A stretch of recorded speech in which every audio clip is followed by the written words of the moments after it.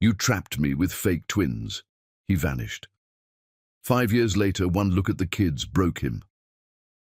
Hi, my beautiful family. Welcome back to Mr. Peter Stories, your own family channel. May the Almighty wrap every woman in a light so gentle and holy that even her hidden wounds begin to heal.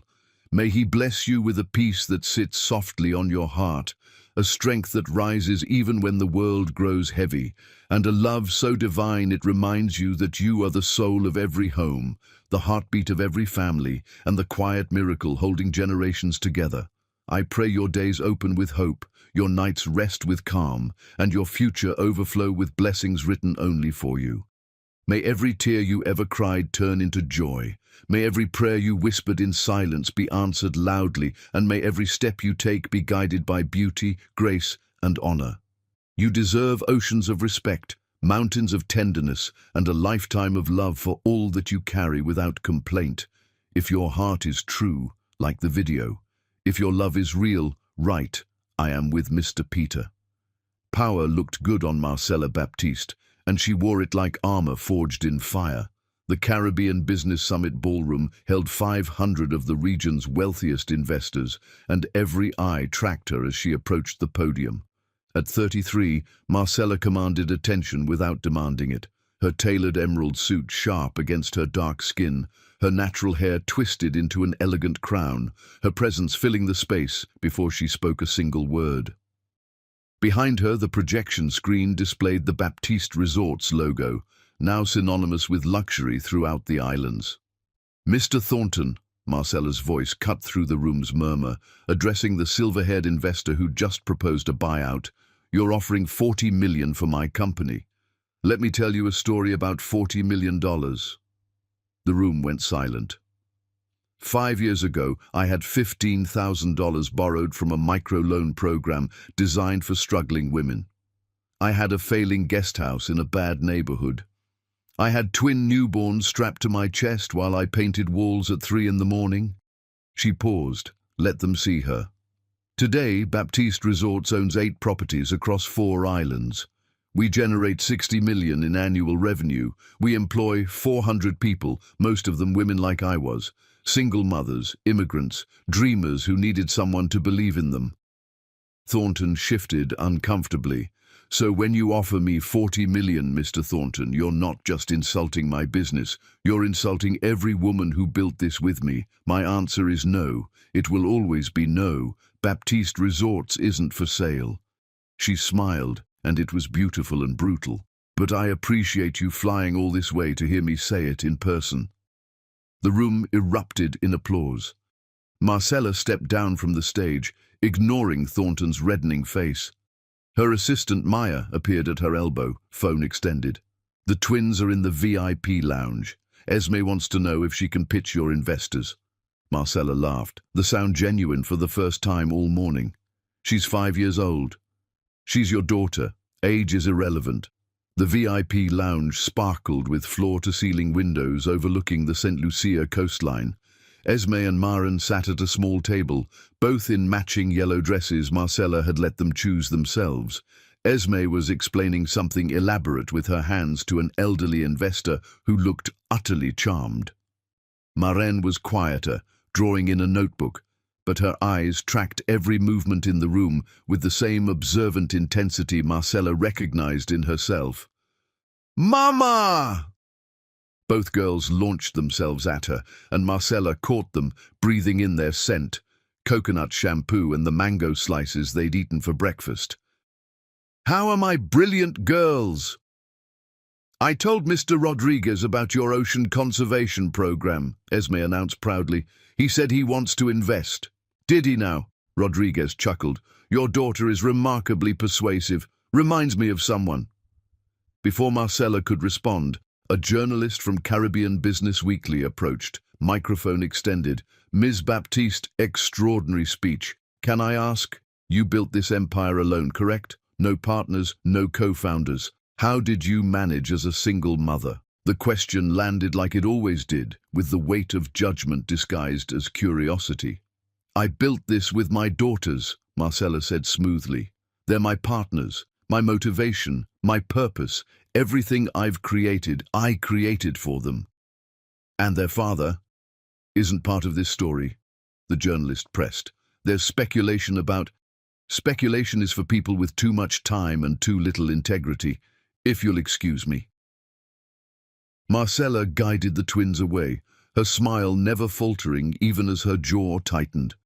In the private elevator descending to the parking level, Maren tugged her hand. "Mama, why do people always ask about a daddy?"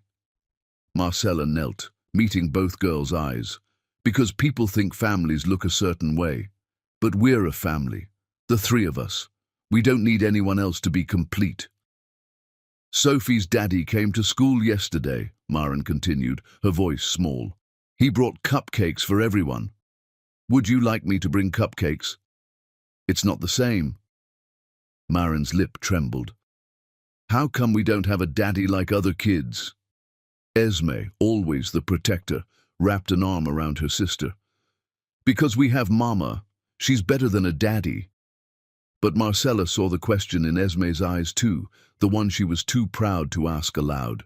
She pulled both girls close, her heart aching with the familiar pain of being unable to shield them from every hurt. "Your father made a choice a long time ago," she said carefully, using the script she'd practiced 100 times. "He decided he wasn't ready to be a parent. I decided I was ready to be your mother. We all make choices. I got the better deal. I got you too." It was the truth, but not all of it. The real truth was uglier, sharper, still capable of cutting her open if she let it. Later, after settling the twins with her mother for the evening, Marcella returned to her office at the Summit Hotel. Her assistant Maya was waiting, her expression carefully neutral in a way that meant trouble. "What is it?" "Cameron Green's company just purchased the Montrose hotel chain. He's announced a Caribbean expansion strategy. The business journals are calling it aggressive market positioning." Maya paused. "He's hosting the Caribbean Hospitality Summit next month, here, in St. Lucia. He's requesting meetings with all major resort owners in the region." Marcella's hand tightened on her glass of wine. She hadn't heard that name spoken aloud in 5 years. Hadn't let herself think it, except in the darkest hours of the night when sleep wouldn't come and the past crept in through the cracks in her armor. "Delete the meeting request." "Marcella, I said delete it. I built Baptiste Resorts without Cameron Green's involvement. I don't need his attention now." Maya hesitated, then pulled up something on her tablet. "There's more. Look at the summit photos from today. Background of the crowd shot during your keynote." Marcella's blood went cold. There, half hidden behind a pillar in the very back of the ballroom, stood Cameron Green, older, wearing an expensive suit, his face partially shadowed but unmistakable. He'd been there, watching her speech, watching her. "How long has he been on the island?" "His rental property booking started 3 days ago. Beachfront villa on the north coast." "He's been here 3 days." Marcella's voice came out flat, emotionless, the way it did when she was fighting to maintain control. 3 days, and he hasn't attempted contact. Not directly, but his lawyer sent the meeting request this morning. Marcella stared at the photo, at the ghost who'd walked away from her when she was pregnant and terrified and alone. The ghost who'd called their daughters fake. The ghost who'd chosen convenience over responsibility. That night, tucking the twins into bed in their room at her penthouse apartment, Marcella kissed their foreheads and whispered the promise she made every night. "You are loved. You are safe. You are enough." "Mama," Esme murmured, already half asleep, "why are you crying?" "I'm not crying, baby, just tired."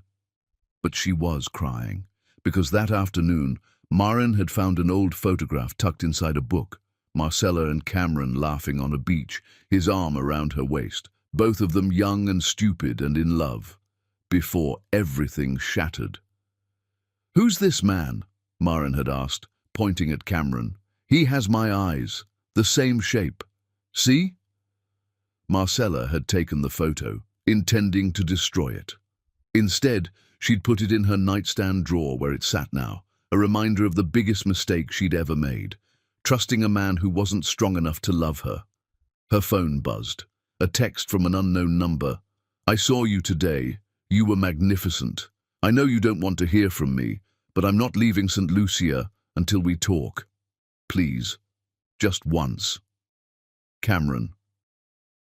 Marcella deleted the message without responding. But sleep didn't come that night, and when dawn broke over the Caribbean, she stood on her balcony watching the ocean turn gold, wondering how long she could keep the past from colliding with the present she'd fought so hard to build. Chapter 2.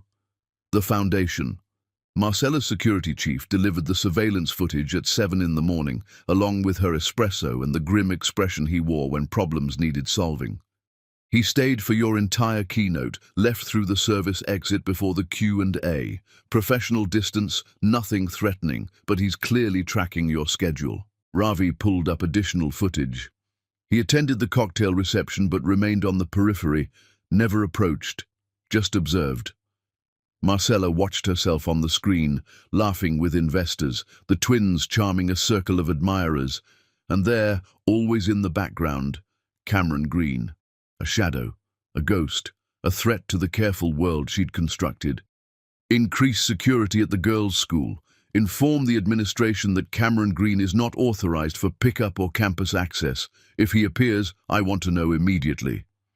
Restraining order? Not yet, but prepare the paperwork. After Ravi left, Marcella pulled up Cameron's corporate profile online.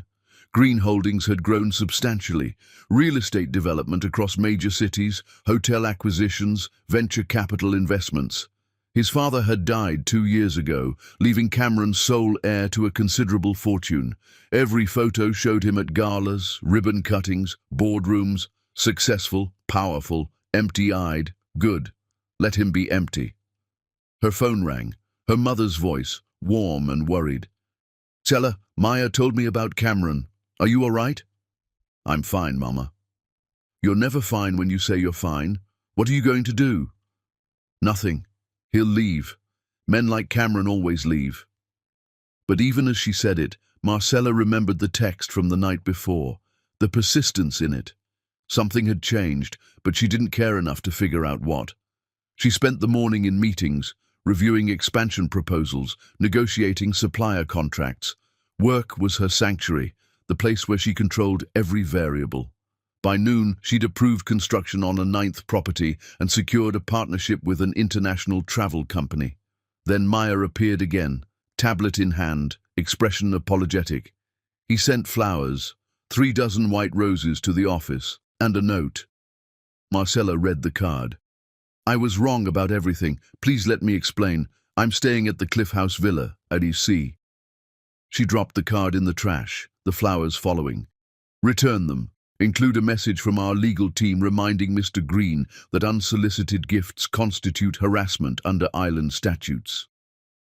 That evening, picking up the twins from their after-school program, Marcella forced herself to be present. To not let Cameron's reappearance poison these moments. Esme chattered about her science project on coral reefs. Maren showed off a drawing of a mermaid with remarkable detail. Can we get ice cream, Mama? After dinner. Can we have dinner at the beach? They drove to Marcella's favorite quiet cove, spreading a blanket on the sand. The twins ran through the waves while Marcella unpacked containers of rice, stewed chicken and plantains from their favorite local spot. The sun began its descent, painting everything gold and pink. This was enough. This had always been enough.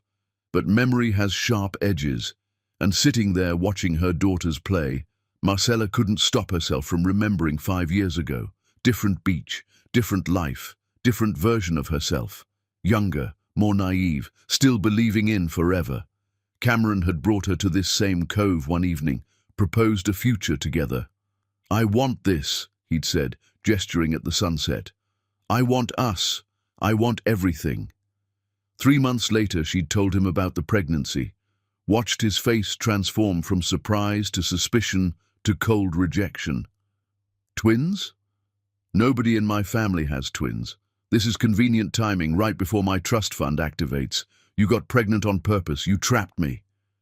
She'd tried to show him the ultrasound. He'd thrown it back at her. These aren't my babies. They're fake. Get a paternity test with whoever really got you pregnant, but leave me out of it. He'd blocked her number that night. By morning, he'd transferred to his father's Singapore office. Gone, like she'd meant nothing. Like their daughters meant nothing. Marcella had stood in her studio apartment, 28 years old, 3 months pregnant with twins, completely alone. Her mother had offered to fly from Dominica, but plane tickets cost money Marcella didn't have. She'd worked 3 jobs through the pregnancy: night auditor at a hotel, weekend receptionist at a spa, freelance bookkeeping done on her laptop between shifts. The pregnancy had been brutal. Twin pregnancies always were, but poverty made it worse. She'd eaten canned soup and crackers, unable to afford the prenatal vitamins the doctor prescribed. Her feet had swollen so badly she'd worn men's sneakers 2 sizes too large. She'd hidden the pregnancy from her employers as long as possible, terrified of losing the income. At 7 months, she'd finally qualified for government assistance. The shame of standing in that office, filling out forms while her babies kicked against her ribs, had been crushing. But she'd done it, for them. Labor had started early, at 35 weeks. She'd taken a taxi to the hospital alone, too proud to call her mother and admit how dire everything had become. The twins had been born via emergency C-section. Complications, the doctor said, something about positioning and distress. Marcella had hemorrhaged on the table, her blood pressure dropping dangerously. She'd coded for 90 seconds while her newborn daughters screamed in the next room. The nurses had told her later that she'd flatlined, that they'd almost lost her. Marcella remembered none of it, just waking up in recovery, groggy and disoriented, asking for her babies. They'd brought her Esme first, then Marin. Tiny, perfect, completely dependent on her. She'd held them both and wept, from pain, from relief, from the overwhelming terror of being solely responsible for keeping these 2 humans alive. Her mother had arrived the next day, using her last savings for the flight. They'd brought the twins home to Marcella's studio apartment, barely 400 square feet for 4 people. Marcella had slept in 2-hour increments for the first year, always listening for their cries, always afraid something would go wrong. Money had been suffocating. Diapers, formula when her milk hadn't come in enough for 2 babies, pediatrician visits. She'd maxed out credit cards, borrowed from predatory lenders, sold everything she owned of value. The turning point had come when the twins were 4 months old. Marcella had been working the night audit shift, twins in carriers strapped to her chest, walking the hotel corridors to keep them quiet while she logged room service orders and balanced accounts. A guest had stopped her, an American travel blogger frustrated with his luxury resort experience. "The place I'm staying costs $800 a night and feels like a corporate chain.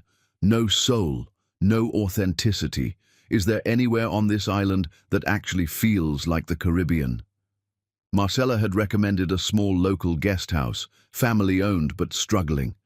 The blogger had stayed there instead, written a viral article about authentic Caribbean hospitality.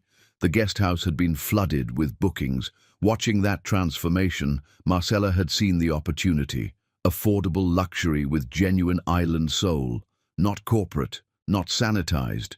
Real. She'd borrowed $15,000 from a women's entrepreneurship program, bought a failing 6-room guest house in a rough neighborhood, renovated it herself, painting, tiling, sanding furniture while the twins slept in a playpen. She'd opened Baptiste House with 3 rooms ready, her mother managing the front desk, while Marcella handled everything else. The first guest had been a travel writer on a budget. She'd loved it, written about the experience. Then a food blogger, then a lifestyle influencer. Slowly, bookings increased. Marcella had reinvested every dollar, added 3 more rooms, then bought a second property. The banks that had rejected her loan applications started calling. She'd rejected them back, securing funding from female angel investors who understood her vision. By the time the twins were 3, Marcella owned 4 properties. By the time they were 5, she had 8. Baptiste resorts had become synonymous with boutique Caribbean luxury, high-end enough to attract wealthy travelers, authentic enough to maintain local respect. She'd done it alone. Without Cameron's money or name or presence, she'd built an empire from nothing because she'd had no choice. Her daughters needed food, shelter, education, security, so she'd created it. Now, watching Esme and Maren chase waves in the fading light, Marcella felt the familiar swell of fierce pride. These brilliant, confident girls had never known poverty, had never felt unsafe or unloved. They had opportunities Marcella had only dreamed of: private school, travel, exposure to art and music and ideas. Cameron had missed all of it: the first smiles, the first steps, the first words. Esme had said "mama" at 10 months. Maren had said "book" at 11. He'd missed birthday parties and Christmas mornings and scraped knees and bedtime stories. He'd missed the ordinary miracles of watching them become people. That was his loss, his choice, his regret to carry. "Mama, come swim with us." Marcella kicked off her sandals, waded into the warm water, let her daughters splash her. She was happy. She was complete. She didn't need a man who'd called her children fake to suddenly decide they were real. But driving home, twins asleep in the back seat, Marcella's phone buzzed with a message from Maya. "Cameron Green showed up at Baptiste Paradise this evening. Security turned him away as instructed. He left an envelope at the gate. Should I open it?" "Yes." 10 minutes later, Maya sent a photo. A check for $500,000 made out to Marcella. The memo line read, "5 years of child support. I know it's not enough. It will never be enough. But it's a start. Please let me try. See." Marcella pulled over, hands shaking with rage. He thought he could buy his way back into their lives, thought money erased abandonment, thought a check made up for leaving her to almost die alone on a delivery table. She called his hotel, surprised when he answered immediately. "You think you can buy forgiveness?" "No, I wanted to provide what I should have. I don't need your money. I never needed your money. I needed a partner. I needed someone to believe me when I said I was carrying your children. You gave me neither. Don't contact me again."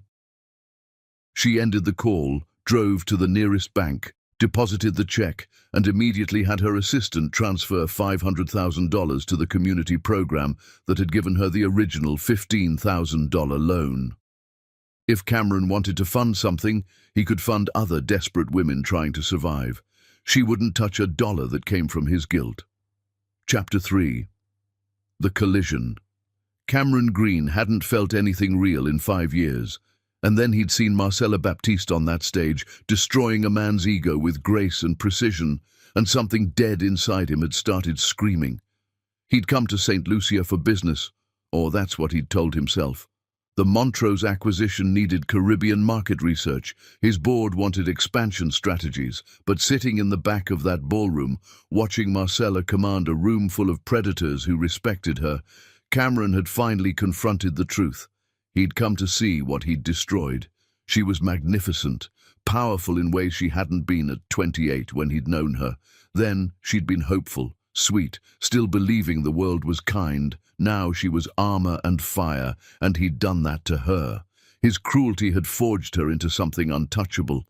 When she'd mentioned twin newborns, his stomach had dropped. When she'd said 5 years ago, the timeline had clicked into place with devastating precision.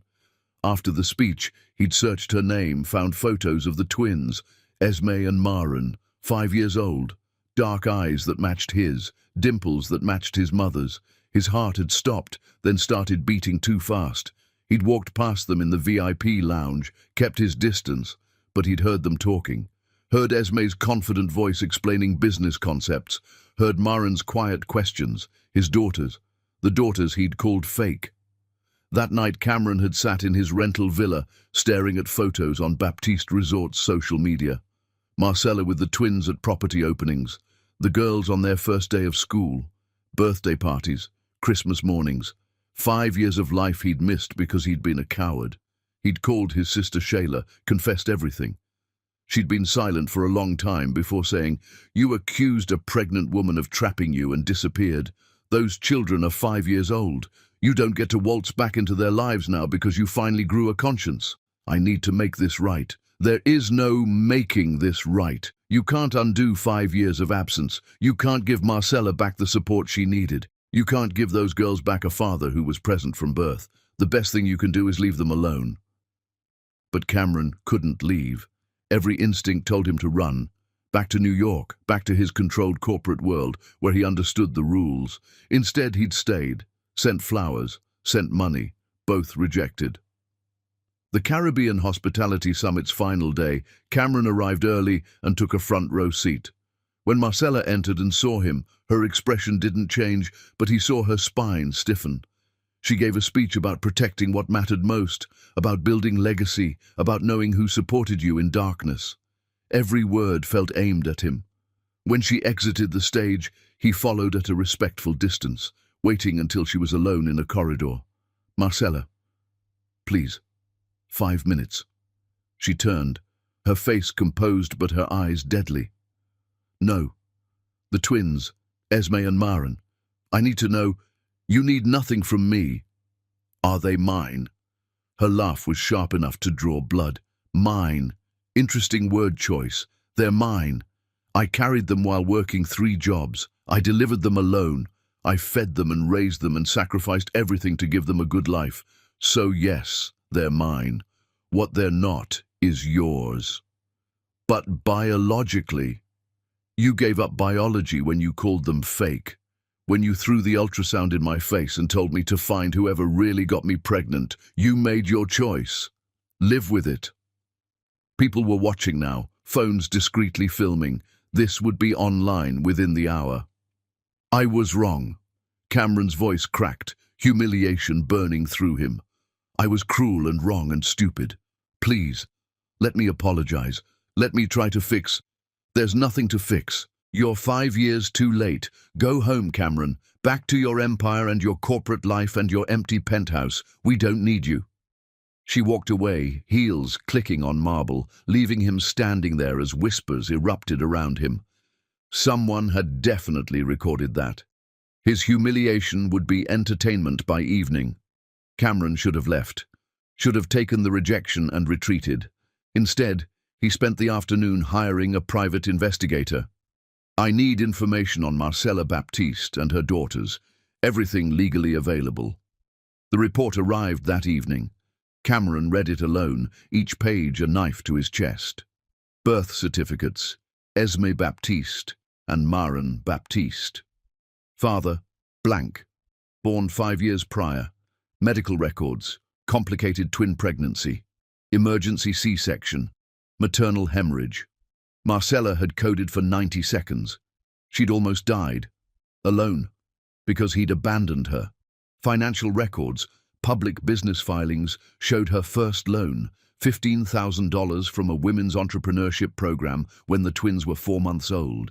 Property acquisitions traced her empire's growth, every dollar reinvested, no trust fund, no wealthy family support, just Marcella, her mother, and brutal determination. Photos, the twins' first birthday with just Marcella and an older woman, every birthday the same, no father figure anywhere. School records, both girls academically gifted, socially confident, well-adjusted. Videos, Marcella's TEDx talk about single motherhood. "They told me I couldn't do it alone. I proved them wrong. My daughters are my purpose. Every time I wanted to quit, I looked at them and found strength I didn't know existed." Cameron watched it 7 times, memorizing her words, the pain underneath her pride. He'd destroyed her, and she'd survived, thrived, built something extraordinary from the ruins of what he'd demolished. His phone rang, his business partner. "Cameron, the board is getting nervous about your extended absence. The Montrose deal needs your signature. What's happening?" "I'm handling something personal." "Personal?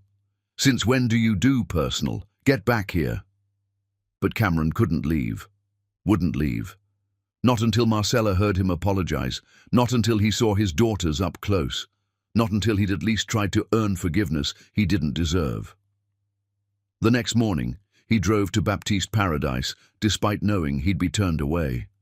The security guard recognized him. "Mr. Green, you're not welcome on this property." "I know. Can you please give this to Miss Baptiste?" He handed over the envelope containing the check. The guard hesitated, then accepted it. Cameron drove to a beach, sat on the sand, and waited for the call he knew would come. It came an hour later. Marcella's voice was ice and fury. You think you can buy forgiveness? No, I wanted to provide what I should have from the beginning. I don't need your money.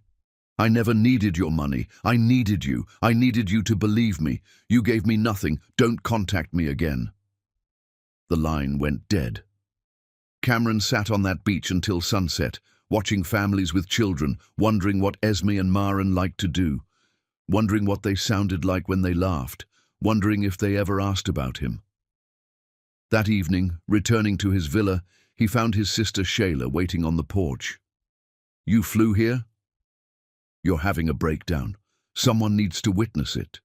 I'm not having a breakdown. I'm trying to make amends. By stalking a woman who clearly wants nothing to do with you, by trying to force yourself into children's lives when their mother has built a stable world without you. This isn't noble, Cameron. It's selfish. I just want to apologize. Then apologize and leave. Don't linger. Don't push. You don't get to ease your guilt at the expense of their peace. But the next day, Cameron heard about the twins' school showcase, a public event. He attended, sitting in the back row. Parents filled the auditorium, children performing on stage. When Maren walked out with a violin, Cameron's breath caught. She looked like his mother, same delicate features, same graceful way of moving. She played beautifully, a Mozart piece that seemed impossibly complex for someone so young. Then Esme presented a science project about ocean conservation, speaking with confidence that reminded him of Marcella. Both girls were brilliant, extraordinary, everything he'd missed. After the performances, Cameron saw Marcella in the courtyard surrounded by other parents.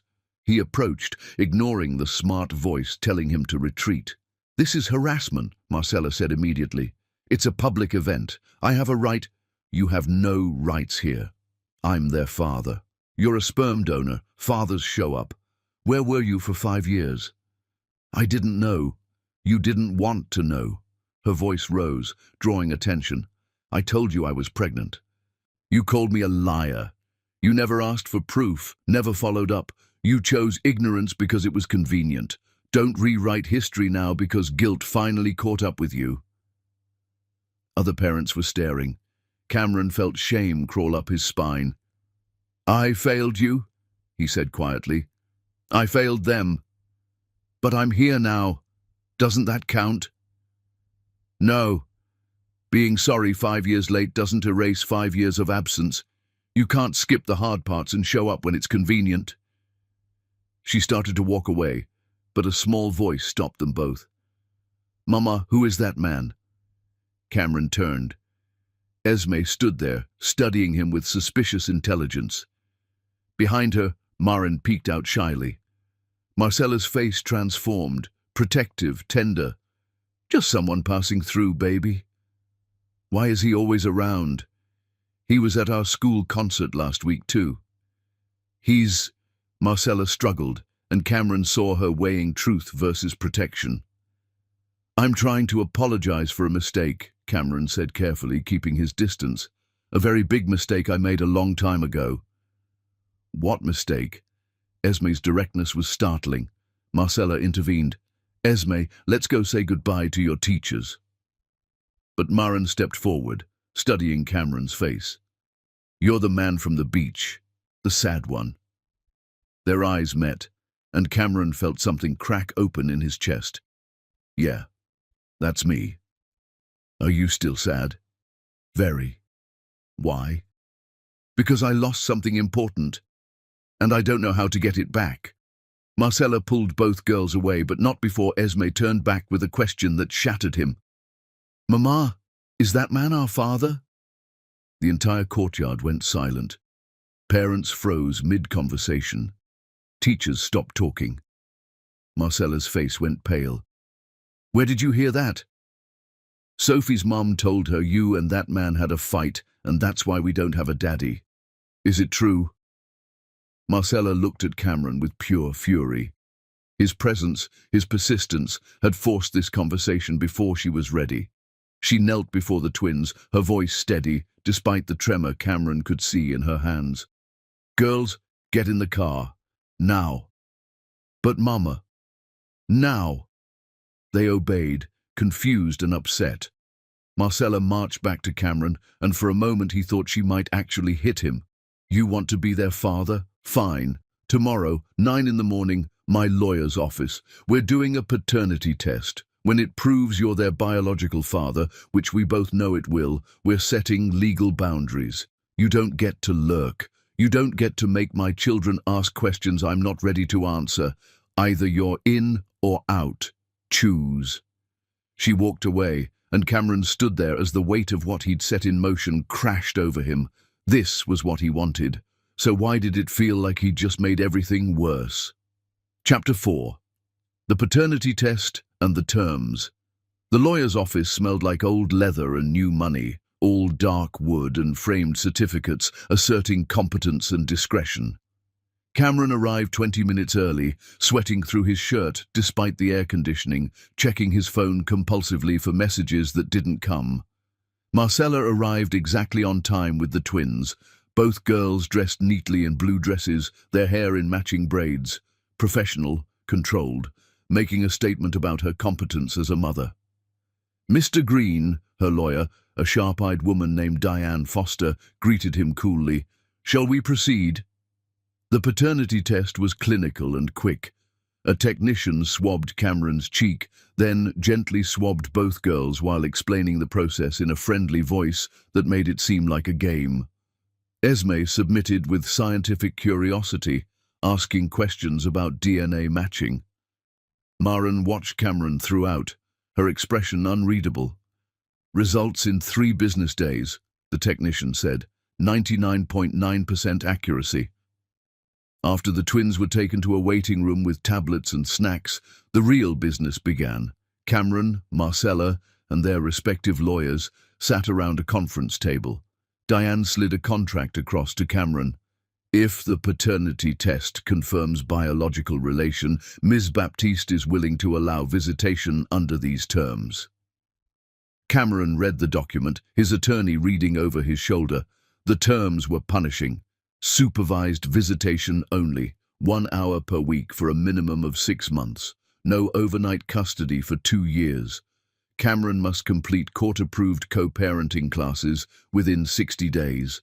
Mandatory therapy to address abandonment patterns. Any missed visit results in automatic 30-day suspension of all rights. Retroactive child support, $500,000 payable immediately.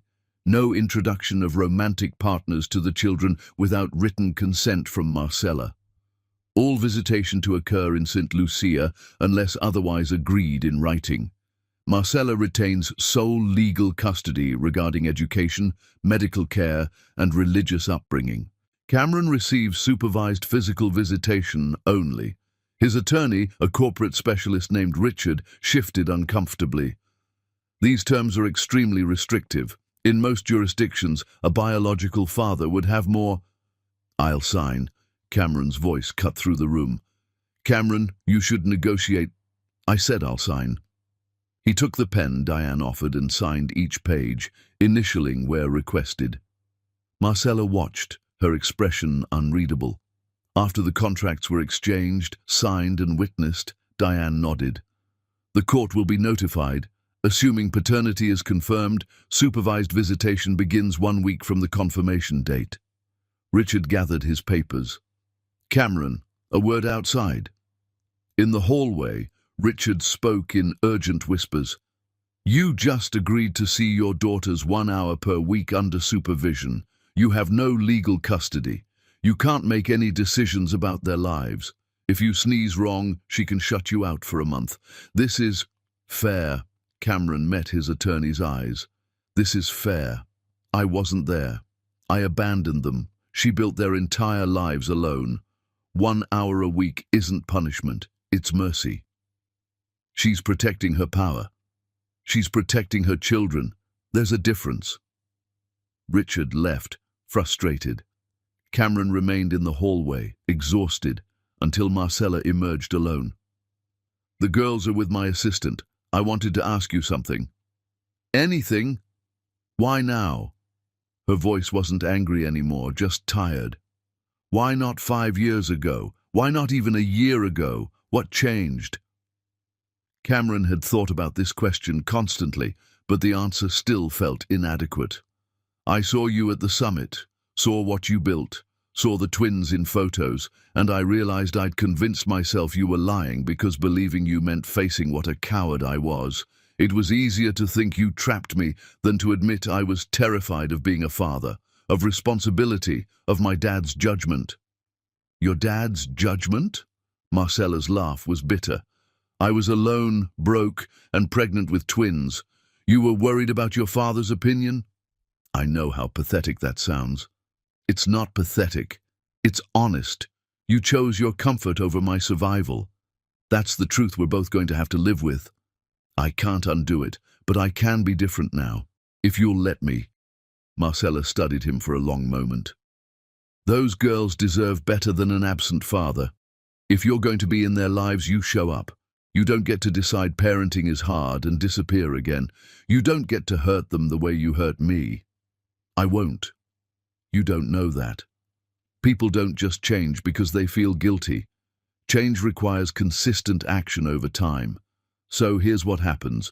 You show up for every single visit. You do the classes, you do the therapy, you prove you're serious.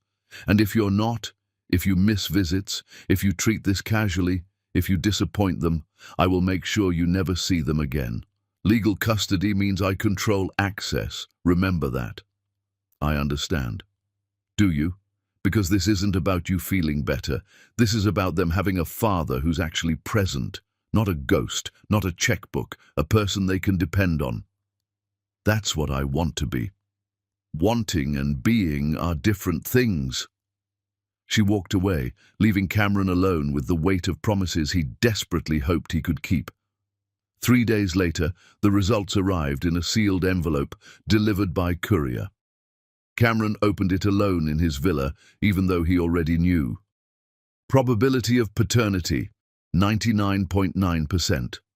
Cameron Green was definitively the biological father of Esme Baptiste and Maren Baptiste. He sat with that document for an hour, reading it over and over, as if repetition would make the reality less overwhelming. He had daughters. He was a father. He'd missed 5 years of their lives, and now he had 1 hour per week to try to build something from nothing.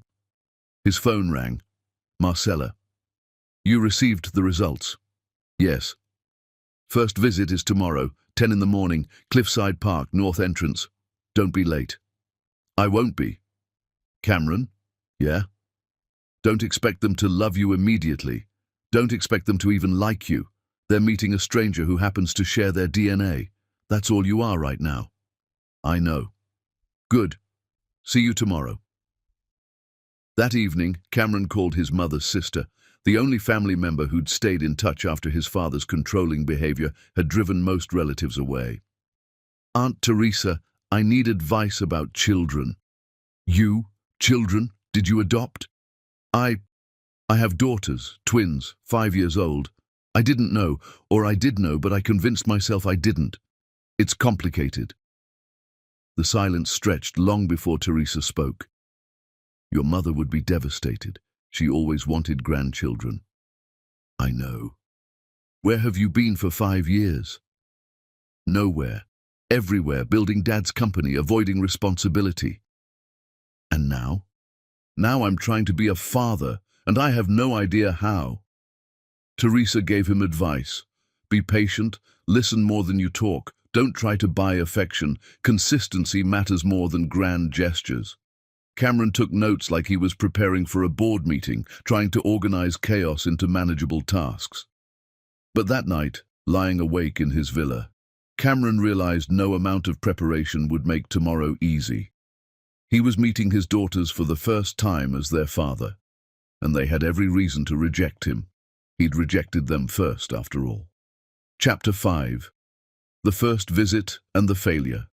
Morning came too fast and too slow, and Cameron stood at the north entrance of Cliffside Park 15 minutes early, holding nothing but his fear and a desperate hope that somehow this would work. The park sprawled green and beautiful across clifftops overlooking the Caribbean, playground equipment scattered throughout, families already claiming picnic tables and shaded spots. Cameron chose a bench with a clear view of the entrance, his palms sweating, his heart doing something irregular and painful. Marcella arrived at exactly 10 o'clock with both girls. A middle-aged woman Cameron didn't recognize walked beside them, the court-appointed supervisor, he assumed, professional observer of his fumbling attempt at fatherhood. Esme and Maren both wore yellow shorts and white tops, their hair in high ponytails. They looked small and wary, and completely unlike the confident children he'd seen at the school showcase. "Hi." Cameron stood, wiping his palms on his jeans. "Hi, I'm Cameron. It's good to officially meet you both." Maren immediately retreated behind Marcella's leg. Esme stepped forward but didn't come close. "Why weren't you there when we were born?" Esme's voice was direct, challenging. The supervisor, a woman who'd introduced herself as Mrs. Chen, but Cameron immediately forgot in his panic, made a note on her clipboard. Cameron knelt to seem less imposing. "Because I made a terrible mistake. I was scared and selfish. I hurt your mom, and I missed the chance to know you from the beginning. I'm very sorry." "Did you not want us?" The question was a knife, precise and deep. "I didn't understand what I was losing. Now I do." Maren peeked out from behind Marcella. "Do you want us now?" "More than anything." "More than your job?" Esme asked, and Cameron realized these children were far more perceptive than he'd anticipated. "Yes. More than anything else in the world." The supervisor gestured to a playground area. "Why don't we move somewhere more comfortable? Girls, would you like to show Mr. Cameron the swings?" Neither twin moved. Cameron's throat tightened. He'd brought gifts, educational toys he'd researched carefully, age-appropriate and enriching. They sat in a bag at his feet, suddenly seeming like a bribe rather than a peace offering. "I brought some things, if you're interested. A microscope for looking at pond water, and a keyboard, just a small one in case you like music." "We don't need presents," Esme said, her tone almost pitying. "We have lots of things." "Right, of course. I just thought—" "Are you rich?" Maren asked, still half hidden. I have money, yes." "Mama says money doesn't make people good. It just makes them comfortable." Marcella's expression remained neutral, but Cameron saw the hint of satisfaction in her eyes. She'd raised these girls to value character over wealth. Good. The first 20 minutes were excruciating. Cameron tried asking questions about school, about their interests, about their favorite things. Esme answered in monosyllables. Maren barely spoke. The supervisor took notes continuously. Finally, Cameron suggested feeding ducks at the pond. Maren perked up slightly at this, and they walked as an awkward procession, Cameron keeping the required 3 feet of distance, the twins flanking Marcella, the supervisor observing everything. At the pond, Cameron distributed bread pieces he'd brought. Maren stepped closer, tentatively throwing bread to the ducks. When a particularly aggressive duck charged for the food, she laughed. A bright, genuine sound that made Cameron's chest ache. "He's bossy," Maren observed. "Like someone else I know," Esme said, smirking at her sister. "I'm not bossy. I'm specific." They bickered gently, and Cameron saw their dynamic, Esme the protector, Maren the sensitive one. Both brilliant, both carrying the weight of his absence whether they realized it or not. "Where do you live?" Esme asked suddenly. "New York, but I'm staying in St. Lucia now." "For how long?" "As long as I can." "Why?" "Because you're here." Esme studied him with Marcella's intensity. "You're going to leave again. Adults always leave when things get hard." "I'm not going to leave. You left before." "I made a mistake. I won't make it again." "You promise?" Cameron looked at Marcella. She was watching, her expression warning him to be careful with promises he might not keep. "I promise I'll try. I promise I'll show up for every visit. I promise I want to know you." It wasn't enough. He saw it in Esme's face, but it was honest, and maybe honesty mattered more than certainty. The supervisor announced they had 10 minutes remaining. Cameron felt panic. The hour had passed too quickly, and he'd barely connected with them. Walking back to the parking lot, Maren asked, "Can we do this again?" "I hope so. Will you bring the keyboard next time? I'd like to try it." "Absolutely." At Marcella's car, the girls climbed into the back seat. The supervisor handed Cameron a card. "Next visit scheduled for same time next week. I'll send my report to the court by end of business tomorrow." How did I do? Children need consistency more than perfection. Show up next week and the week after. That's what matters. After they left, Cameron sat in his car, exhausted and emotionally gutted. 1 hour. That's all he got. 1 hour per week to build a relationship with daughters who had every reason to reject him. The second visit went marginally better. Cameron brought the keyboard, and Maren actually smiled when she played with it. Esme remained guarded but asked him about New York, about what buildings looked like, about whether he'd ever seen snow. Third visit, they fed the ducks again. Esme admitted she liked biology. Cameron told her about the Marine Research Center on the island, promised to ask Marcella if they could visit it sometime. Fourth visit, Cameron's flight from a quick New York trip was delayed. He arrived 30 minutes late, frantic and apologizing. Esme's face shuttered immediately. "You said you wouldn't be late." "The plane, weather delays, I tried to—" "You promised." She wouldn't speak to him for the remaining 30 minutes, just sat on a bench with her arms crossed, ignoring his attempts at conversation. Maren eventually came to sit beside him, but the damage was done. After, Marcella pulled him aside. "You understand what just happened? The flight was delayed. I couldn't control the weather." "It's not about the weather. It's about her testing whether you're reliable, whether you'll make excuses. You just showed her that sometimes your schedule matters more than showing up." "That's not fair. I had a legitimate—" "Fairness doesn't matter to a 5-year-old who's been abandoned. She needed to know if you'd make excuses. Now she knows you will." Cameron drove back to his villa, frustration and shame churning in his gut. He was trying. Wasn't effort supposed to count for something? The fifth visit was scheduled for the following Wednesday. Cameron cleared his entire calendar, made sure nothing could interfere. Tuesday night, his business partner called. "Cameron, we have a crisis. The Montrose deal is imploding. The investors are pulling out. The board is threatening no confidence votes. You need to be in New York tomorrow. This is your company, your legacy. I have a commitment tomorrow." "What commitment is more important than saving the company your father built?" Cameron looked at the photo he'd saved on his phone, Esme and Maren laughing while feeding ducks. "I have plans with my daughters." "Your what? Since when do you have kids?" "It's complicated, but I can't miss this visit." "Can't or won't. Cameron, this company employs 300 people. Your personal life is more important." The board meeting was scheduled for Wednesday morning. Emergency session. If Cameron didn't attend, he'd lose his position as CEO. Everything his father had built would be restructured, possibly sold off. 5 years ago, Cameron would have chosen the company without hesitation, would have told Marcella his business took priority, would have walked away from fatherhood to protect his legacy. But sitting in his villa on Tuesday night, staring at the meeting request and the photo of his daughters, Cameron realized he had a choice. Not an easy one, not one without consequences, but a choice nonetheless. He could save his company and lose his daughter's trust forever, or he could show up for them and let his career implode. 5 years ago, he'd chosen wrong. Wednesday morning, Cameron boarded a flight to New York. He made it to the board meeting, sat through 8 hours of brutal negotiation, watched his company survive, barely. By the time he got back to the airport, his phone showed 7 missed calls from Marcella. The text message was simple. "You just proved me right. Stay away.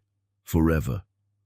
Cameron sat in the airport terminal, flight to St. Lucia, leaving in 2 hours, and realized he'd done it again. Chosen business over family, chosen his comfort over their security, proved that when things got hard, he disappeared. He'd failed them. Again. And this time, Marcella wouldn't give him another chance. Chapter 6. The emergency and the choice.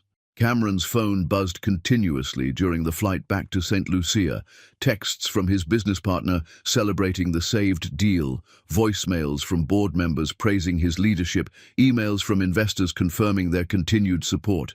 His company had survived, his reputation was intact, and he'd destroyed any hope of being Esme and Maran's father. The plane touched down at 11 at night. Cameron went straight to Marcella's house, exhaustion and desperation pushing him past reasonable boundaries. He knocked, too loud, too insistent, until the porch light flicked on and Marcella opened the door, fury radiating from every inch of her. "How dare you show up here?" "I'm sorry, I'm so sorry. The company was collapsing. I had to fly back to New York. The board was going to. I tried to make it, but the meeting went longer than expected and—" "You missed the visit." Her voice was ice. "Do you understand what you did to them?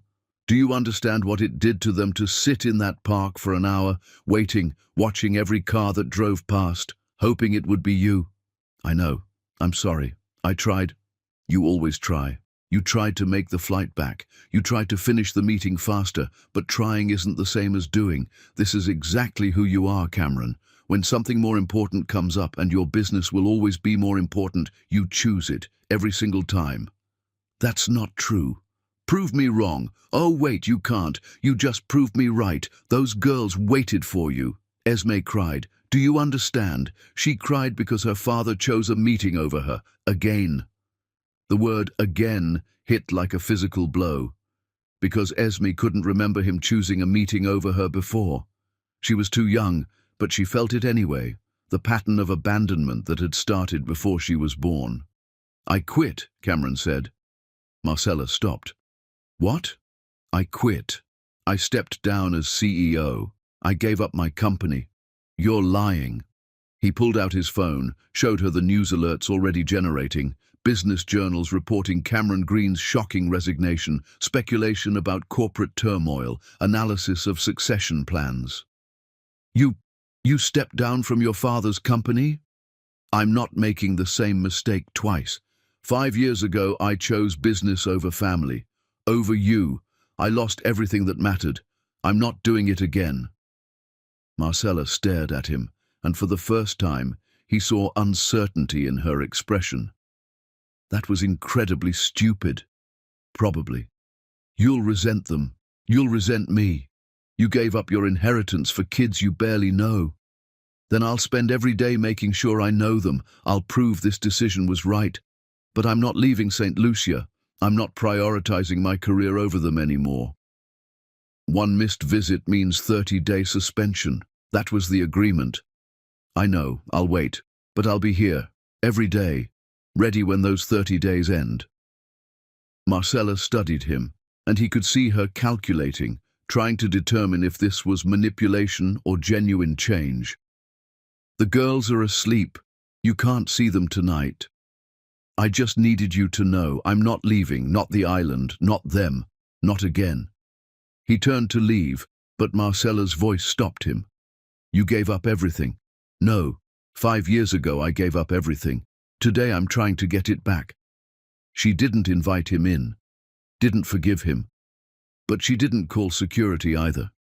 She just stood in her doorway, watching him walk back to his rental car, confusion and something that might have been hope flickering across her face. At 2 in the morning, unable to sleep, Cameron's phone rang. "Marcella, there's a guest house behind my property. It's empty. If you're staying in St. Lucia permanently, you might as well stop wasting money on a villa rental." "Are you offering?" "I'm offering a month-to-month lease at fair market rate. Nothing more. Don't read into it."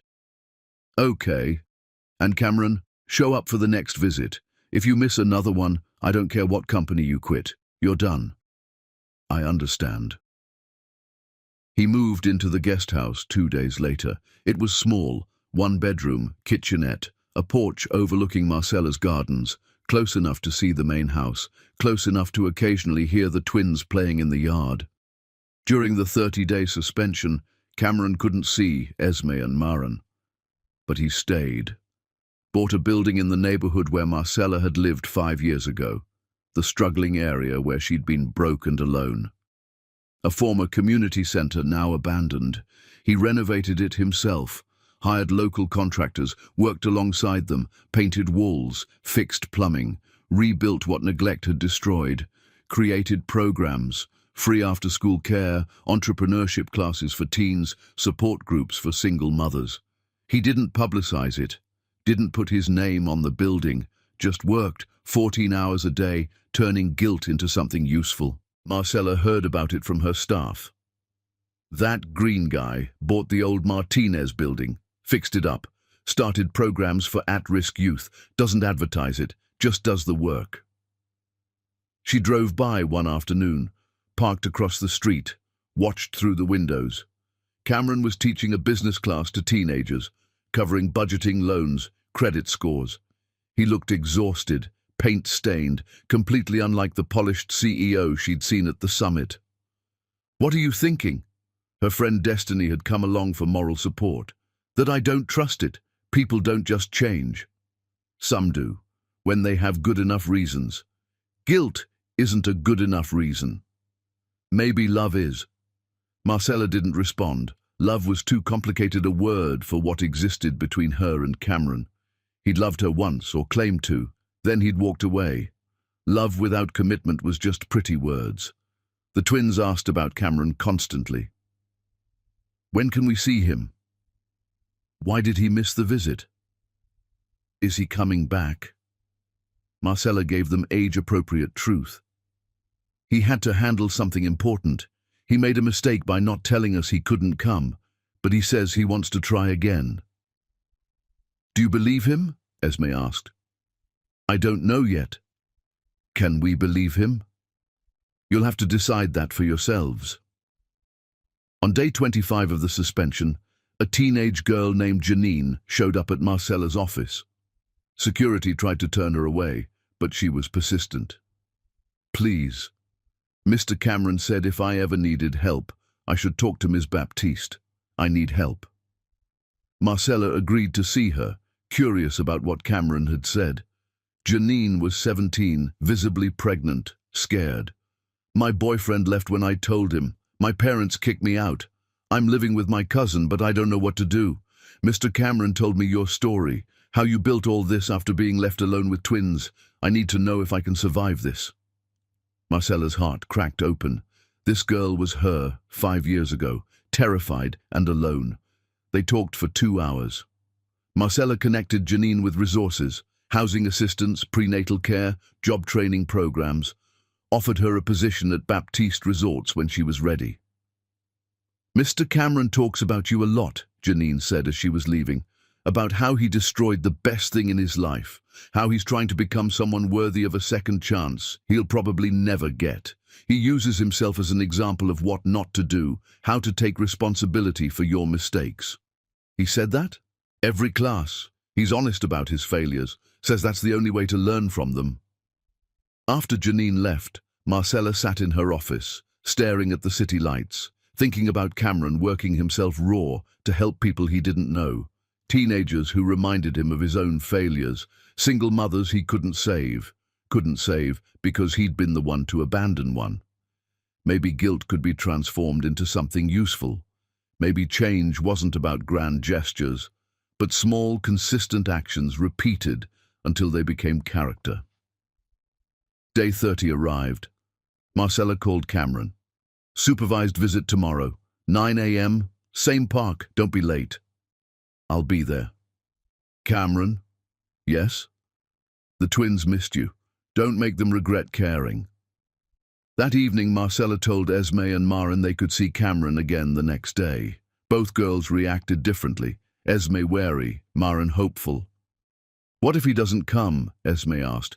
"Then we'll know he's not reliable." "But what if he does come? Then we'll see if he keeps coming." That night, lying in bed, Marcella allowed herself to acknowledge the truth. She wanted Cameron to succeed, not for herself. That ship had sailed 5 years ago, but for her daughters, because every child deserved a father who showed up. And despite everything, Cameron was trying. Whether trying would be enough remained to be seen. Chapter 7. The Rebuilding. Cameron arrived at Cliffside Park 20 minutes early, same as the first visit. But this time he wasn't carrying gifts or desperation, just himself and a determination to do better. When Marcella's car pulled up with the twins, he saw them before they saw him. Esme spotted him first, her face carefully neutral. Maren waved, then seemed to remember she was supposed to be upset and lowered her hand. Mrs. Chen, the supervisor, greeted him with a slight smile. "Mr. Green, ready to try again?" "Yes, ma'am." The twins approached slowly. Cameron knelt, making himself smaller, less intimidating. "Hi. I'm sorry I missed last time. I made a bad choice. I chose my job overseeing you, and that was wrong." Esme's arms crossed. "You said you wouldn't miss visits." "I know. I broke my promise. I'm sorry." "Why should we believe you won't do it again?" "Because I quit my job. I don't work for that company anymore. I'm staying here in St. Lucia permanently." Both twins looked at Marcella for confirmation. She nodded once. "You quit your job?" Maren's eyes widened. "Jobs are important, Mama says." "Jobs are important," Cameron agreed. "But you're more important, and I needed to prove that, not just say it." Esme studied him with unsettling intensity. "You quit because of us?" "Yes." "That's a lot of responsibility." Cameron blinked. She was 5 years old and understood responsibility as a weight. "It is, but it's responsibility I should have taken from the beginning." The visit proceeded carefully. They walked through the park, Cameron maintaining appropriate distance, answering questions honestly. Maren told him about her violin lessons, how she was learning a new piece. Esme explained her science project about ocean acidification. "You're really smart," Cameron said, and meant it. "Mama says we're smart because we ask questions. Do you ask questions?" "I should ask more." "What would you ask if you could ask us anything?" Cameron considered. "What makes you happy?" Maren answered immediately. "When Mama reads to us before bed, she does different voices for all the characters." Esme. "When we go to the beach and look for shells, Mama knows all the scientific names." Everything circled back to Marcella. She was their entire world, and Cameron was just an occasional visitor to it. The second visit, Cameron brought the keyboard he'd promised Maren. She played with it shyly at first, then with growing confidence. Esme asked him about New York, what the buildings looked like, whether he'd seen famous museums. "Could we visit someday?" she asked. Marcella interjected smoothly, "Perhaps when you're older." The third visit, Esme brought a book about marine biology. "Mama said you might know about this place." She pointed to a photo of a research facility. "The Caribbean Marine Research Center? I know the director. Would you like to visit?" Esme's face lit up, the first genuine excitement she'd shown around him. Marcella agreed to the visit, and the following week, Cameron arranged a private tour. Dr. Reeves, the center's director, was brilliant with children, explaining complex concepts simply. Esme asked 100 questions. Even Maren, less interested in science, was fascinated by the sea turtle rehabilitation program. Watching his daughters' faces light up with wonder, Cameron felt something shift. This was fatherhood, not grand gestures or expensive gifts, but paying attention to what they loved and finding ways to nurture it. After the Marine Center visit, Marcella pulled him aside. "Thank you, that was good for them. I'm trying to understand what they need. They need consistency. That's harder than special trips." "I know." Over the following weeks, visits continued. Cameron was never late, never made excuses. Slowly, incrementally, the twins began to relax around him. Maren started sitting closer. Esme's questions became less suspicious, more curious. One visit, Maren asked if Cameron wanted to hear her play violin. He sat on a park bench while she performed a simple piece, her concentration absolute. When she finished, he applauded, and she beamed. "You're really talented." "Mama says talent is just practice with passion." "Your mama's smart. She built everything from nothing. She's the strongest person in the world." "I believe that." Another visit, Esme brought a chart she'd made tracking ocean temperatures over the past decade. "See how it's changing? This is why coral reefs are dying. Cameron examined her work, meticulous, scientifically sound for a 5-year-old. This is impressive. Have you shown this to your teacher? She helped me make it better. Do you think it's good? I think it's brilliant. You're brilliant. Esme studied him. Do you actually think that? Or are you just saying it because you want us to like you? The question was uncomfortably perceptive. Both. I want you to like me, but I also genuinely think you're brilliant. Those things can both be true. She considered this, then nodded. Okay, that's fair. The twins' 6th birthday approached. Cameron asked Marcella what they might want. They don't need more things. I know, but it's their birthday. Can I get them something? Nothing extravagant. Nothing that screams, I'm compensating for abandonment with expensive gifts. Cameron thought carefully, then bought Esme a membership to the Marine Research Center with monthly workshops. For Maren, he arranged violin lessons with a renowned local instructor. On their birthday, Marcella allowed Cameron to attend the party at her home. It was the first time he'd been invited to her property beyond the guest house. Extended family filled the space. Aunts, cousins, neighbors who'd become chosen family. Some greeted him coldly, knowing the history. Others were curious. The twins introduced him. This is our dad. The word still shocked him. Dad. They called him Dad. After cake, Marcella pulled him to the porch while the twins played with cousins in the yard. They love you, she said quietly. I love them. I know, I can see it. That's what terrifies me. Why? Because love isn't enough. You loved me 5 years ago, then you walked away. Love is the easy part. Staying when things get hard, that's what matters. I'm staying. You've been staying for 4 months. What about 4 years, 40, when they're teenagers and hate you sometimes, when they're adults and don't need you, when showing up is boring and thankless? Then I'll show up anyway, because that's what fathers do. Marcella looked out at the ocean view from her porch. You really quit your company. I did. You'll regret it eventually. I regret the last 5 years. I don't regret this. What will you do, for work, for purpose? I bought the community center. I'm turning it into a non-profit, full-time work. I'm done chasing wealth and status. I want to build something that actually matters. That's a significant change. I'm trying to be a different person than I was. Are you, or are you performing a different person? The question cut deep, because Cameron had asked himself the same thing late at night when he couldn't sleep. Was he genuinely changed, or just desperate enough to fake it convincingly? I don't know, he admitted. I hope I'm different. I'm trying to be. But I'm terrified I'll fail. That I'll revert to old patterns. That I'll prove you right about me. But I'd rather try and risk failure than not try at all. Marcella studied him for a long moment. I'm not taking you back. Us, romantic us, that ended 5 years ago. You killed it when you walked away. I know. But those girls deserve a father. A real one, not a visitor, not someone who sends checks, someone present for homework and boring Tuesdays and dentist appointments. That's what I want to be. Then, here's what happens.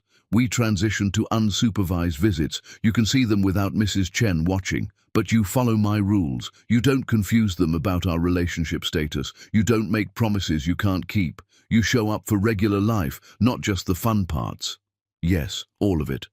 And if you hurt them, if you get bored, or find a new girlfriend, and they become inconvenient, or decide fatherhood is too hard, I will legally cut you out of their lives. Understood? Understood. From inside, the twins' voices called, Dad, come help with the piñata. Dad. So natural now, like they'd been saying it their whole lives instead of just a few months. Cameron looked at Marcella. May I? She nodded. Go. He went inside, and Marcella stood alone on her porch, watching through the window as Cameron lifted Maren so she could reach the piñata, as Esme explained the strategic best angle for hitting it, as her daughters laughed and included him in their joy. Her mother joined her. You're letting him in. I'm letting him try. Can you forgive him? I've forgiven enough to move forward, but forgetting is different. Those 5 years he missed, he can never get those back. Their first words, first steps, every milestone, gone. That's his loss to carry forever. But he's here now. Now is all we ever really have. Inside, Cameron helped the twins demolish the piñata, candy scattering everywhere, made a wish when they blew out candles. Later, as guests were leaving, he asked Marcella, "What did you wish for?" "That's not how wishes work. You don't tell."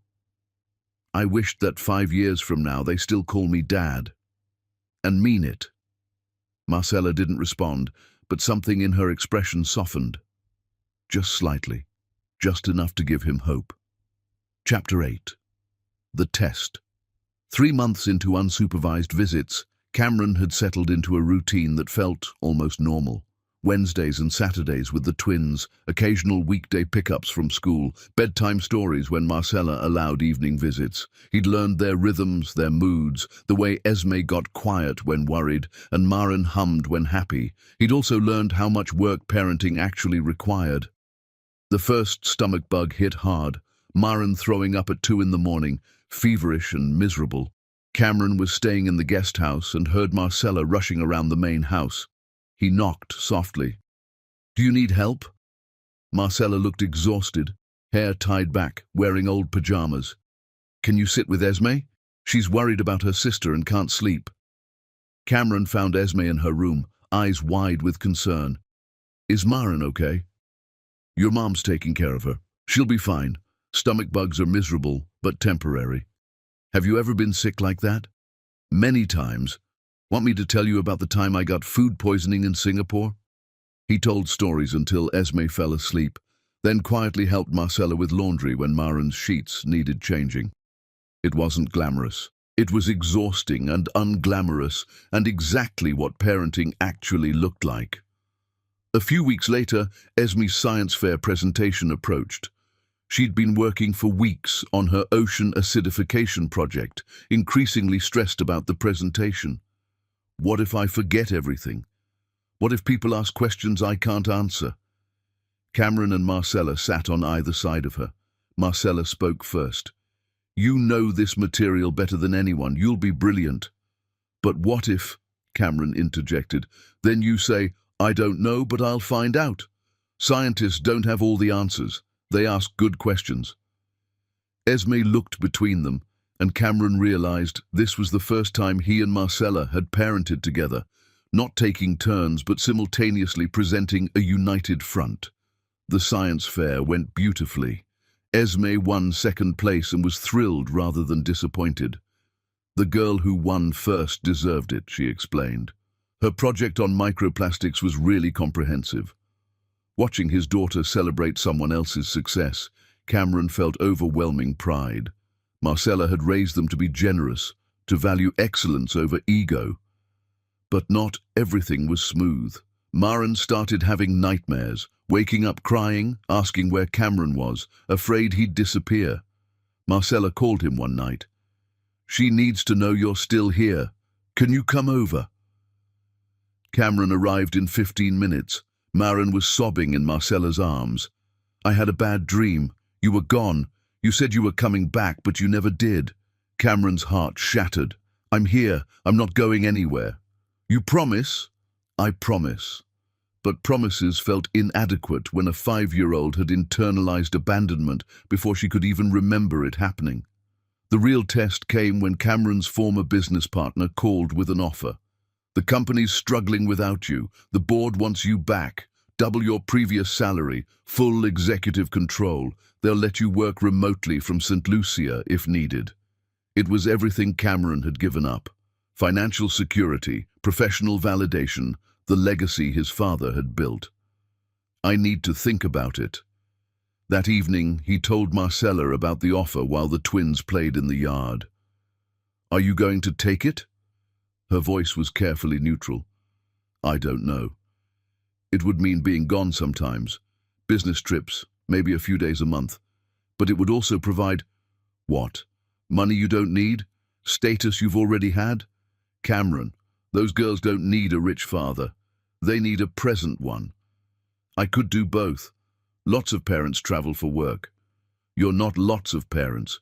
You're a parent on probation, proving you can show up consistently. The first time you choose a business trip over Maren's recital or Esme's science project, you break their trust. You know this. It's a lot of money. You have enough money. It's my father's company, his legacy. And these are your daughters, your legacy. Choose. Cameron spent 3 days agonizing. The logical choice was to take the position. Financial security, professional fulfillment, the chance to rebuild what he'd lost. But logic hadn't served him well 5 years ago. He called his former partner. I'm declining.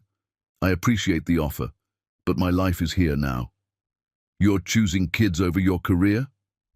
I'm choosing kids over everything. That's what parents do. After declining the offer, Cameron felt lighter. And when he told the twins he'd said no to a job that would have taken him away sometimes, Maren hugged him so tightly he could barely breathe. You stayed, she whispered. You chose us. Always. But that night, alone in the guest house, Cameron wondered if he'd made the right choice. He'd given up wealth, status, his father's legacy. For what? The chance to be present in his daughters' ordinary lives? Was that enough? The answer came a week later. Saturday morning, the twins burst into the guest house at dawn. Dad! Dad, wake up! We're going to the beach. Mama said you can come. They bounced on his bed until he groaned awake. What time is it? 6:30. Come on. They spent the day building sandcastles, hunting for shells, swimming in the warm Caribbean water. Nothing extraordinary. No expensive trips or grand gestures, just a regular family day.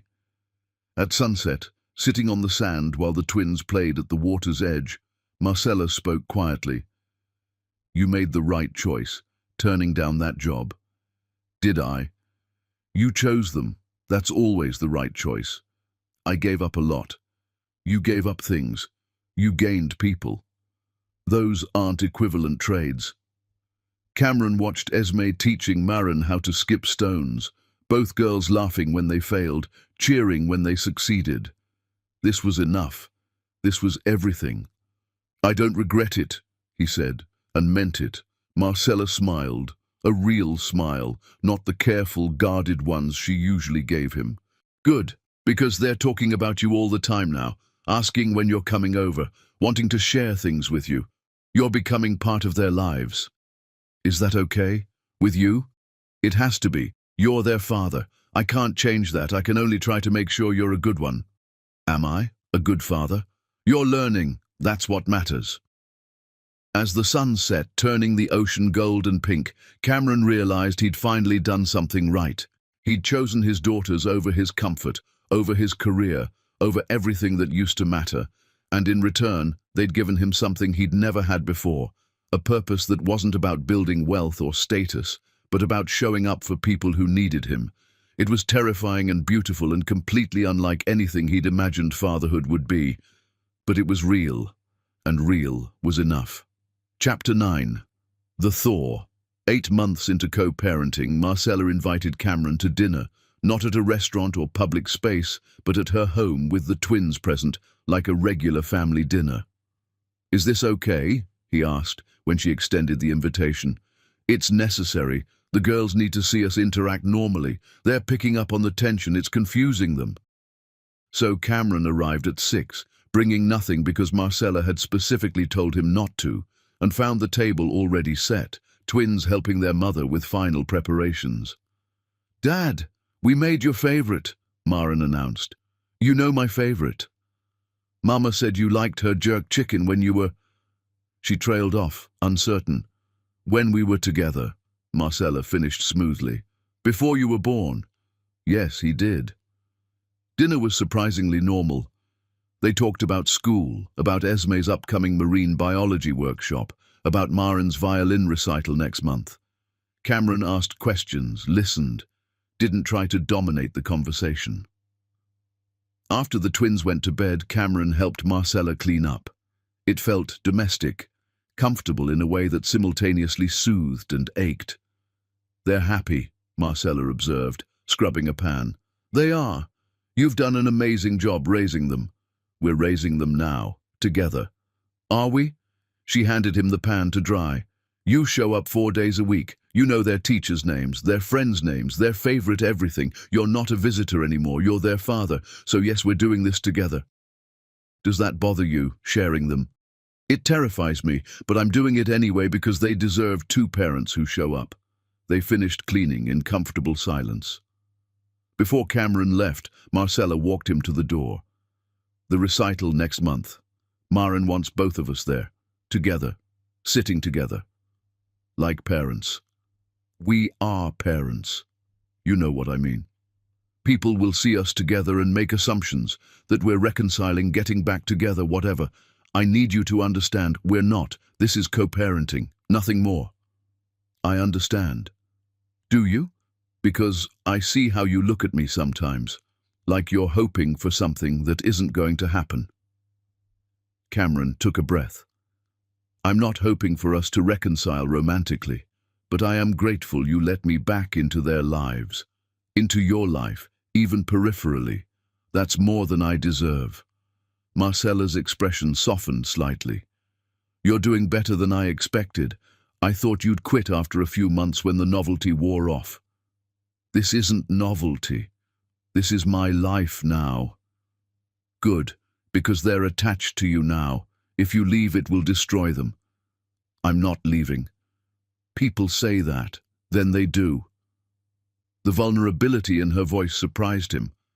Marcella Baptiste, who'd built an empire alone, who'd survived abandonment and poverty and single parenthood, was admitting she was still afraid of being left. "I'm not leaving," Cameron repeated. "I quit my company. I moved permanently. I reorganized my entire life around them. Those aren't temporary changes." "We'll see." But her skepticism felt gentler than before, like she was starting to believe him despite herself. The recital arrived. Cameron and Marcella sat together in the auditorium, separated by one seat that Esme occupied between them. Maren performed beautifully, her violin solo drawing appreciative applause. After, multiple parents approached. "You must be so proud, and what a talented daughter you have," assuming they were a couple. Neither Cameron nor Marcella corrected them. It felt easier than explaining their complicated history. Later, celebrating with ice cream, Maren asked, "Did I do okay?" "You were perfect," Cameron and Marcella said simultaneously, then looked at each other, both smiling. The twins giggled. "You said it at the same time."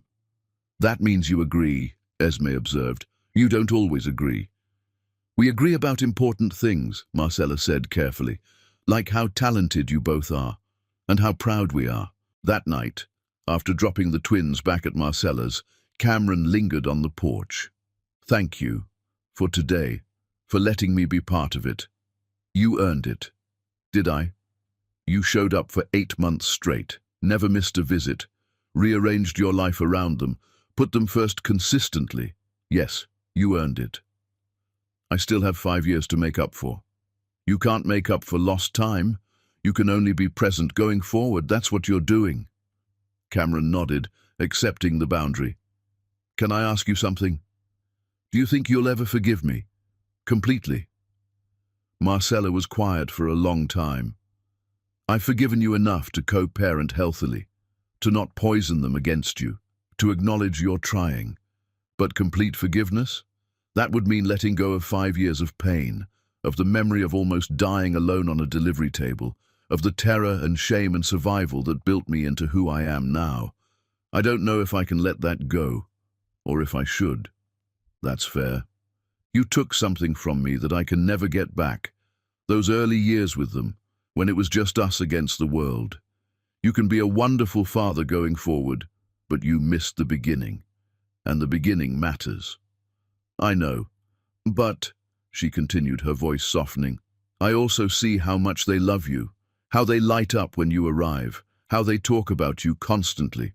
So while I can't give you complete forgiveness, I can give you this: acceptance. I accept that you're their father. I accept that you're trying. I accept that we're doing this together now. That's more than I hoped for. Don't waste it. Over the following weeks, their co-parenting deepened. Cameron started having dinner with them twice a week, started being present for bedtime routines, started feeling less like a visitor and more like family. One evening, Esme asked, "Dad, why don't you live with us?" The question hung in the air. Marcella's expression went carefully neutral, waiting to see how Cameron would handle it. "Because your mom and I aren't married. We don't live together." "But you're here all the time." "I know, but people can be good parents without living in the same house. Lots of families look different." "Sophie's parents got divorced and her dad only sees her twice a month. You're here more than that." "Because I choose to be. Your mum lets me be. We're lucky we can make this work." Esme seemed satisfied with this answer. Maren asked, "Will you ever live with us?" Marcella intervened gently. "Probably not, sweetie, but Dad lives close by. That's good too." Both twins accepted this, but Cameron saw the hope in their faces. They wanted a traditional family. 2 parents, 1 home, simple and complete. What they had was more complicated, but it was real, and it worked. And Cameron was learning that different didn't mean less than. Later, after the twins were asleep, Cameron and Marcella sat on the porch, a habit they'd developed, these evening conversations, where they debriefed the day, shared concerns, planned upcoming events. "They want us together," Cameron said. "I know, but we can't do things just because they want them. We have to do what's healthy." "Is what we have now healthy?" "I think so. We're respectful. We communicate. We prioritize them. That's healthy co-parenting." "Do you ever think about—" Cameron trailed off. "About us? Romantically?" Marcella's voice was gentle but firm. "No, that ended 5 years ago. You're the father of my children, my co-parent. That's enough." "Is it enough for you?" "It has to be. I built a life without you, a good life. I'm not going backwards just because you've finally grown up." It stung, but it was honest, and Cameron was learning that honesty, even painful honesty, was better than false hope. "I respect that." "Do you?" "Because I need to know you're not staying close, hoping I'll change my mind." "I won't. This is the relationship we have. If you need more, you should move on." "I don't need more. I need them. And if having them means accepting we'll never be together again, I accept that." Marcella studied him, then nodded. "Good, because they're what matters. Not our past. Not what could have been. Just them, and making sure they grow up loved and secure." Agreed. They sat in comfortable silence, watching the ocean shimmer under moonlight, 2 people who'd loved and destroyed each other, learning how to exist in the aftermath as something new. Not lovers, not friends exactly, but parents united in purpose, if nothing else. And maybe, Cameron thought, that was enough. Maybe being a good father didn't require being Marcella's partner. Maybe it just required showing up, consistently and honestly, for the 2 people who needed him most. He could do that. He was doing that. And every day he showed up, he earned back a little more trust, a little more acceptance, a little more proof that he'd finally become someone worth keeping around. Chapter 10. The Reunion. 3 years changed everything and nothing at all. The twins turned 8 in a celebration that included both sides of their expanding family. Marcella's relatives from Dominica, Cameron's Aunt Teresa, who'd become a beloved grandmother figure, friends from school, and neighbors who'd watched the girls grow. Cameron and Marcella moved through the party as a coordinated unit, not romantic partners, but something more complex and functional. Parents who'd learned to build a family from broken pieces. Cameron had kept every promise. 4 years of showing up, never missing important moments, being present for homework struggles and stomach bugs and friendship drama. He'd built Second Chance House into a thriving non-profit serving 200 teenagers annually.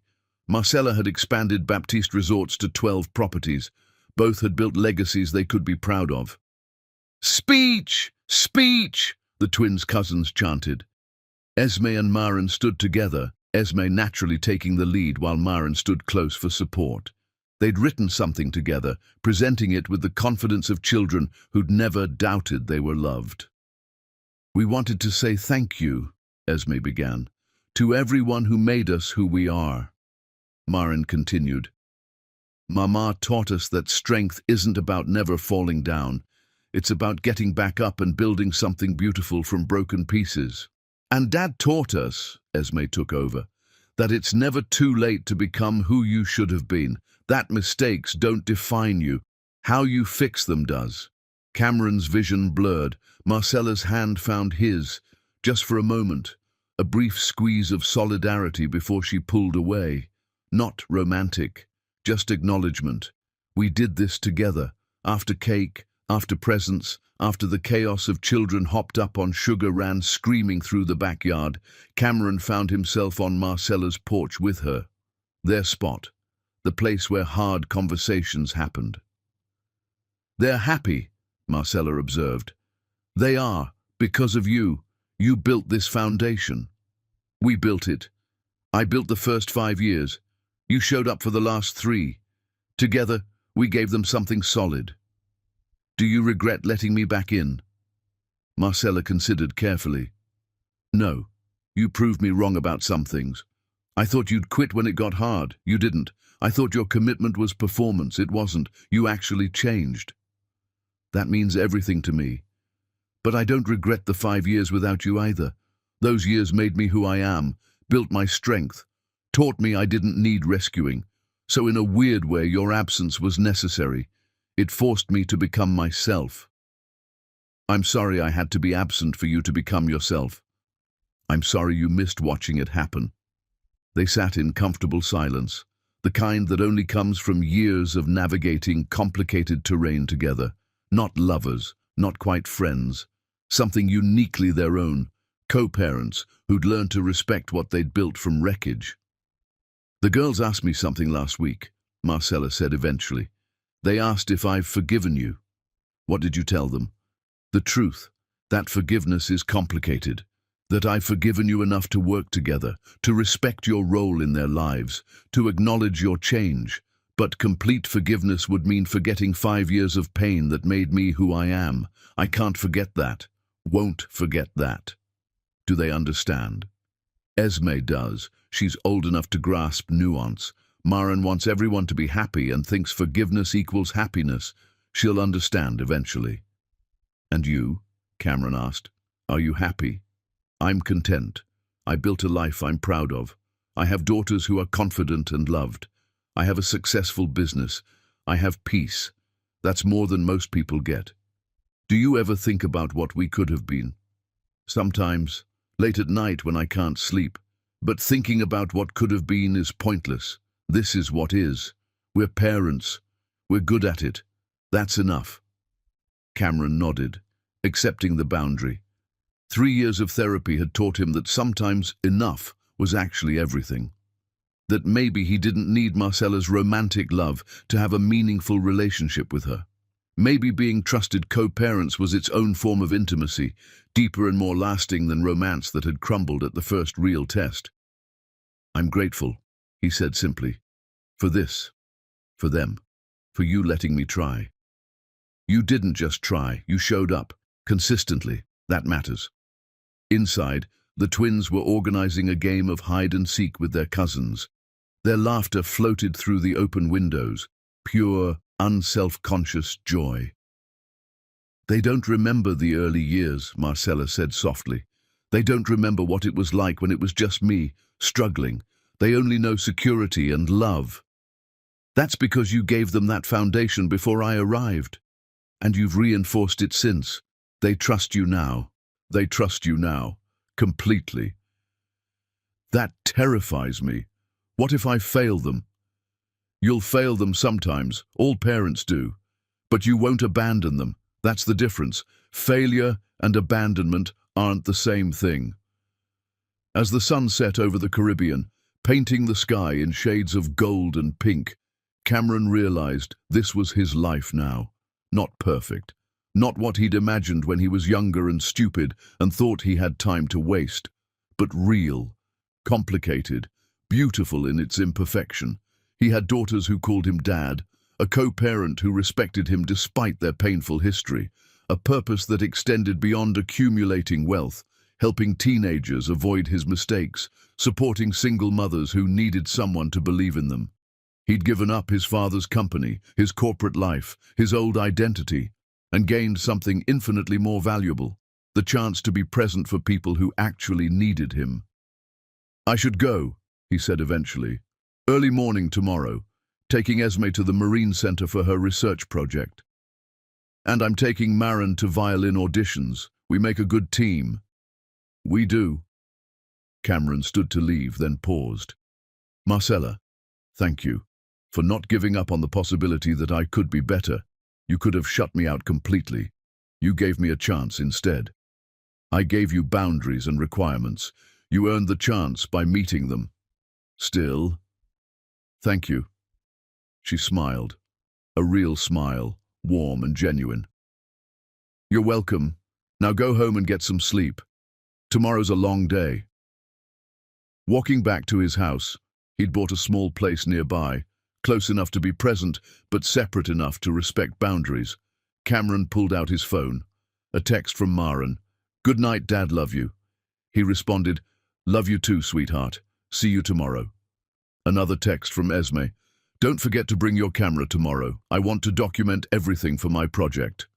"Already packed. Sleep well."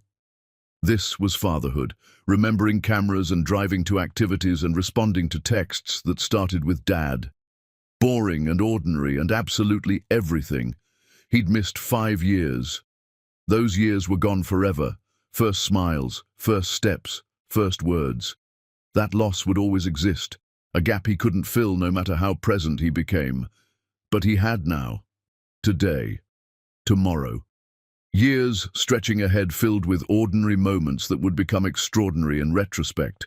School plays and science fairs and violin recitals and teenage drama, and eventually graduations and adult relationships, and maybe, someday, grandchildren who would never know the story of how he almost wasn't there at all. He'd been given a second chance by a woman strong enough to survive his abandonment and gracious enough to let him try again. He wouldn't waste it. Inside his house, Cameron looked at the photos covering his refrigerator. 3 years of memories.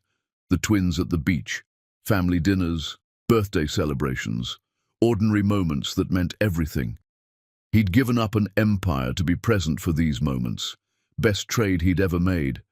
And somewhere across the property in the main house, Marcella was tucking their daughters into bed, reading stories in different voices, promising them safety and love, being the extraordinary mother she'd always been, with or without him. They'd built something unexpected from disaster, not a traditional family, not romance recovered, but something real and lasting and good. 2 people who'd loved and destroyed each other, learning to be excellent parents together. Learning that sometimes the greatest love story isn't about romantic reconciliation, but about choosing children's well-being over personal comfort. Cameron fell asleep thinking about tomorrow's Marine Center trip, about Esme's excitement, about Maren's violin audition in the afternoon, about dinner together afterward. Thinking about his life, messy, complicated, completely imperfect, and absolutely worth every sacrifice he'd made to be here. He'd asked the wrong questions 5 years ago, asked about convenience and timing and whether children would disrupt his carefully planned life. The right questions were simpler. Would he show up? Would he stay? Would he choose them consistently, even when it was hard? He'd proven the answers through 3 years of action. Yes, yes, always yes. And that was enough. More than enough. That was everything.